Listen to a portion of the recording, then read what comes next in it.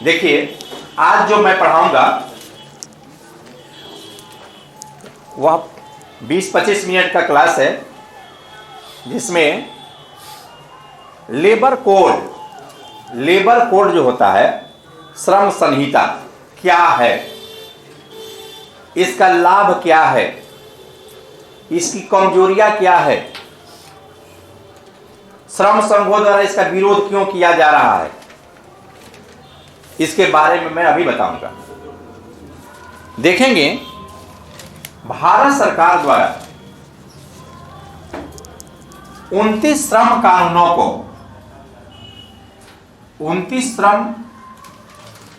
कानूनों को या कानूनों का 2019 और 20 में एकीकरण किया और इसे 4 लेबर कोड में बांटा। देखेंगे, सबसे पहले मैं लिख देता हूं चैप्टर श्रम संहिता। चैप्टर का नाम है श्रम संहिता, लेबर कोड।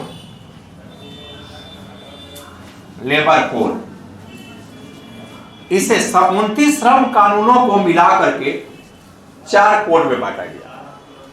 पहला जो है, आप देखेंगे,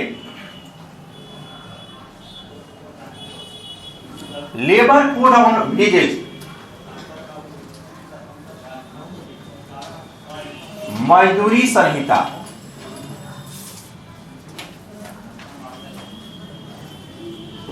जिसमें कई श्रम कानून इसके अंतर्गत शामिल किए गए। जैसे आप देखेंगे,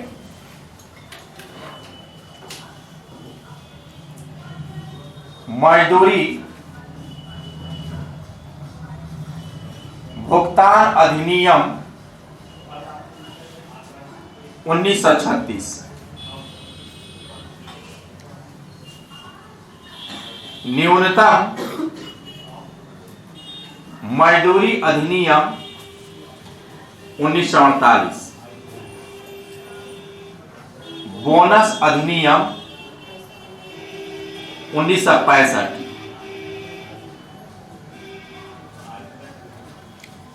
समान पारिश्रमिक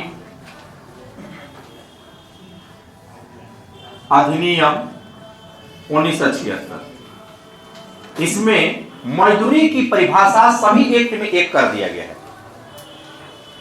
साथ ही इसके अंतर्गत पूरे भारत के लिए एक न्यूनतम मजदूरी निर्धारित किया जाएगा। ये इसकी विशेषता है। दूसरा, सामाजिक सुरक्षा संहिता।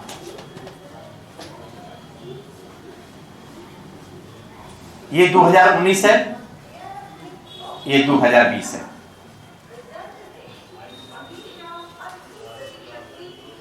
देखेंगे, सामाजिक सुरक्षा में जितने भी श्रम कानून है उसका एकीकृत किया गया।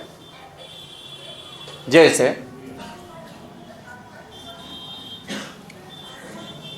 कर्मकाल क्षतिपूर्ति अधिनियम 1923, कर्मचारी राज्य बीमा अधिनियम 1948, मातृत्व हितलाभ अधिनियम 1961, उपादान ग्रेच्युटी संदाय अधिनियम 1972, पेमेंट ऑफ ग्रेच्युटी एक्ट 1972। इसमें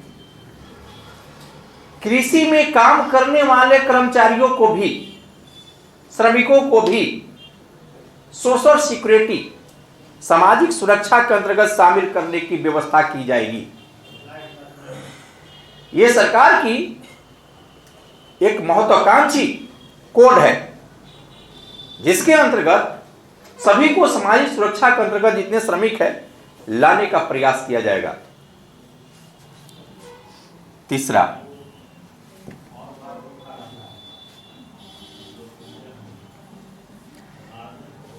व्यवसायिक सुरक्षा, स्वास्थ्य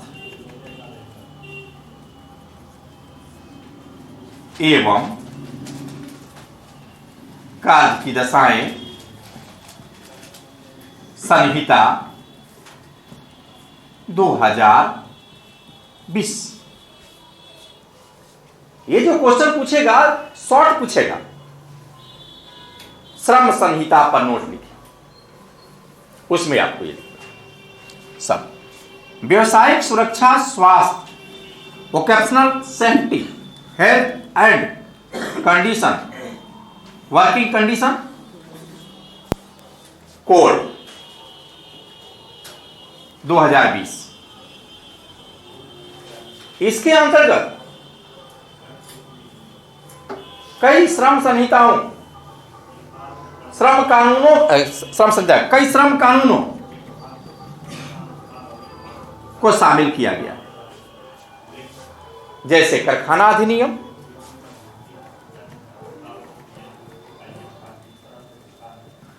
उन्नीस सौ 48,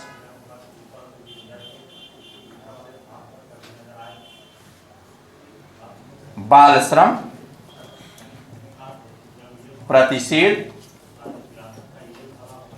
एवं विनियमन अधिनियम 1986, बीड़ी एवं सिगार कर्मकार नियोजन की शर्तें अधिनियम 1966 इत्यादि देखेंगे। चौथा है औद्योगिक संबंध संहिता। नियोजक एवं कर्मचारियों के बीच संबंध को रेगुलेट करने के लिए जितने भी श्रम कानून बनाए गए हैं उसको इसके अंतर्गत शामिल किए गए। इसके अंतर्गत 3 श्रम संहिता है मुख्य रूप से। देखें, ऊपर लिख देते हैं।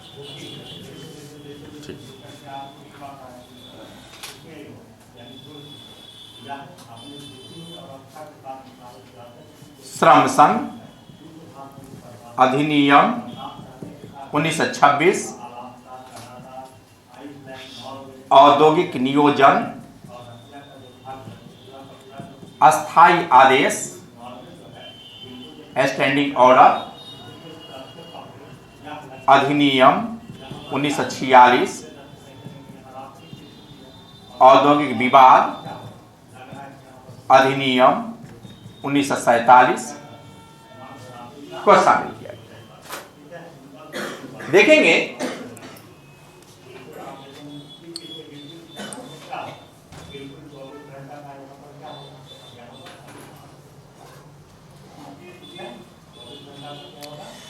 मजदूरी संहिता में 4 श्रम कानून है, 4 श्रम कानून को शामिल किया गया है। ये जबकि सामाजिक सुरक्षा संहिता में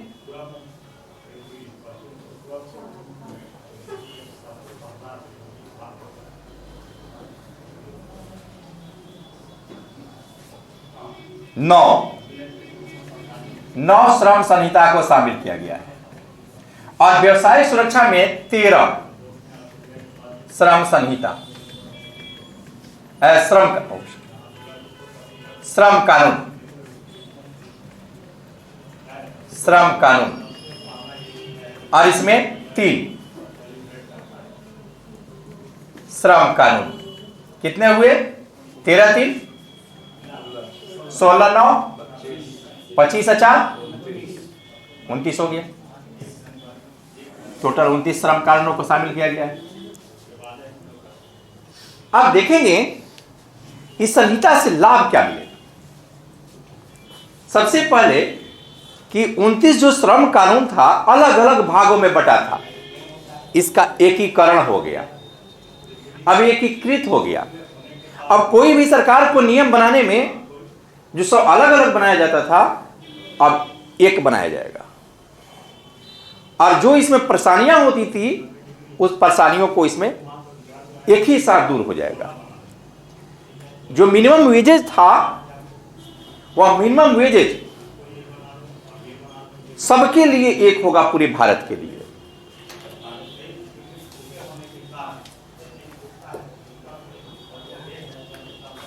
पूरे भारत के लिए। साथ ही आप देखेंगे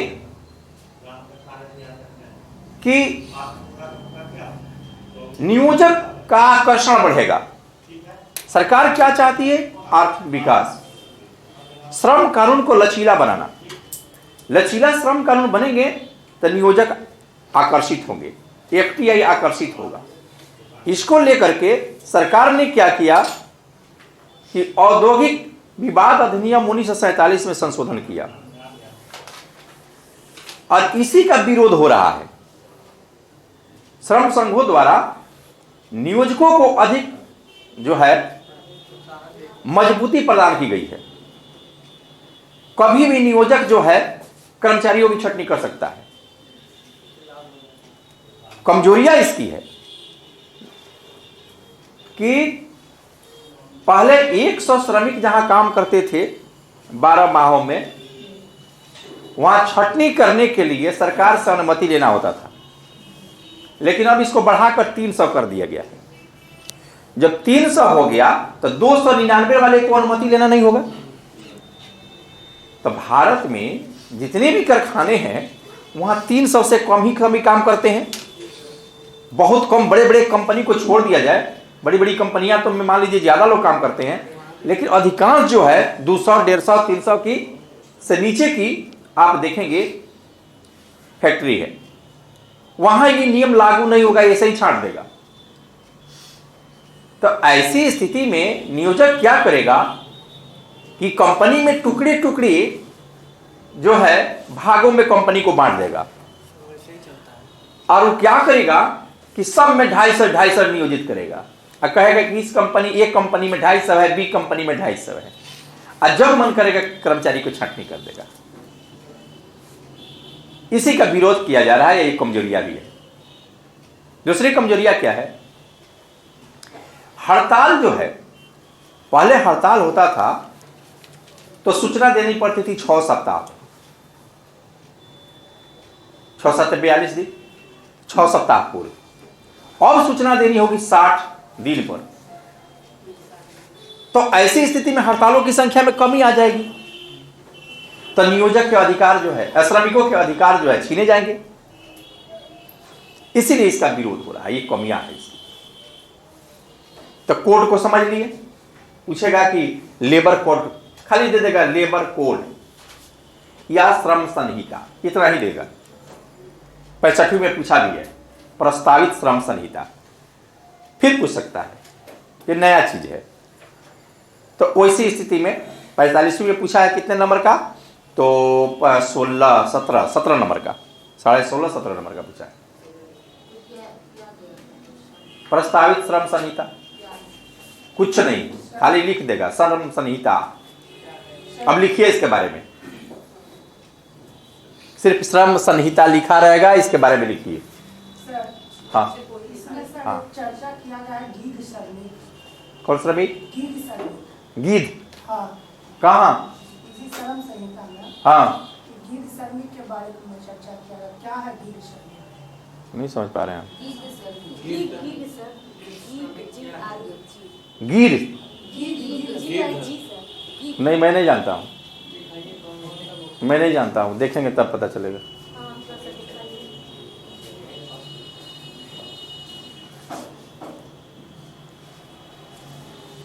सर, गीध श्रमिक के